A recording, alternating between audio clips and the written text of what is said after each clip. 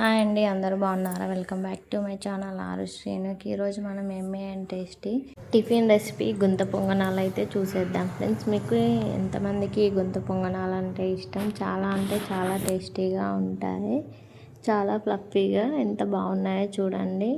మీరు ఎప్పుడైనా ఇలా ట్రై చేస్తారా? లేకపోతే ఒకసారి ట్రై చేసి చూడండి, చాలా అంటే చాలా టేస్టీగా ఉంటాయి. ఇక్కడ నేనైతే ఒక గుంత పొంగనాలని చుంచి చూపిస్తాను చూడండి. ఎంత సాఫ్ట్గా ఫ్లఫీగా, లోపల కూడా ఎంత బాగా కాలిందో చూడండి, ఎంత సాఫ్ట్గా ఉందో. ఇందులోకి మనకు కావాల్సిన వెజిటేబుల్స్ అన్నీ వేసుకోవచ్చు. ఇప్పుడు మనం ప్రాసెస్లోకి వెళ్ళిపోదాం.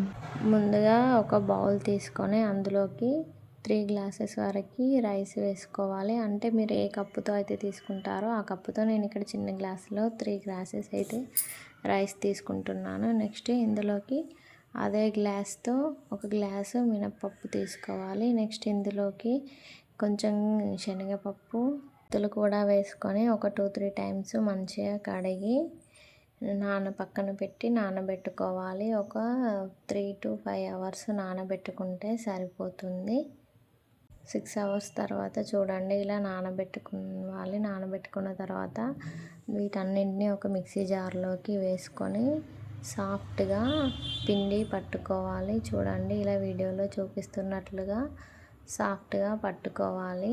పిండిని క్యాప్ పెట్టి పక్కన పెట్టుకోవాలి. తెల్లవారి వరకు మంచిగా పులుస్తుంది. నెక్స్ట్ ఇందులో నుంచి కొంచెం పిండిని వేరే బౌల్లో తీసుకొని అందులోకి మనం కావాల్సిన వెజిటేబుల్స్ అన్నీ వేసుకోవచ్చు. ఇక్కడ నేనైతే క్యారెట్, ఆనియన్ వేస్తున్నాను. పిల్లలు ఎక్కువగా వేరే ఇష్టపడరని.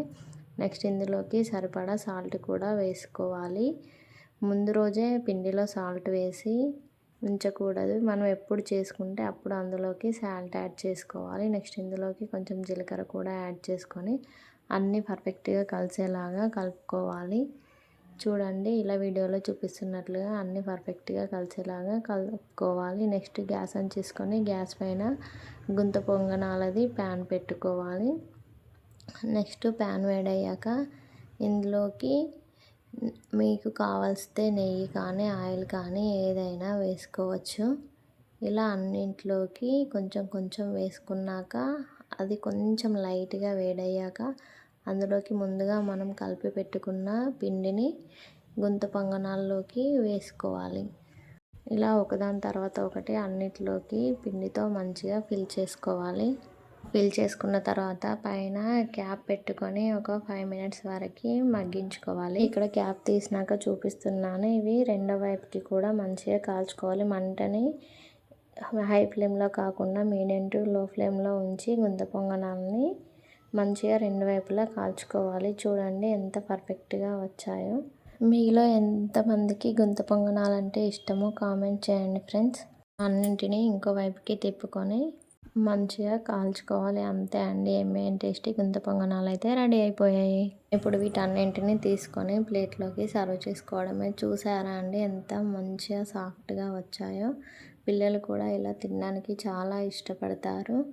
మీరు కూడా ఒకసారి ట్రై చేసి ఎలా వచ్చాయో మాకు కామెంట్ చేయండి ఫ్రెండ్స్. మా వీడియోస్ మీకు నచ్చుతున్నట్లయితే లైక్ చేయండి, షేర్ చేయండి, కామెంట్ చేయండి, సబ్స్క్రైబ్ చేసుకోవడం మాత్రం మర్చిపోవద్దు. Please keep supporting friends. మీకు ఇంకెలాంటి వీడియోస్ కావాలో మాకు కామెంట్ చేయండి, అవి చేయడానికి ట్రై చేస్తాము.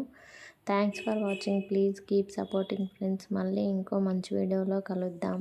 Bye friends.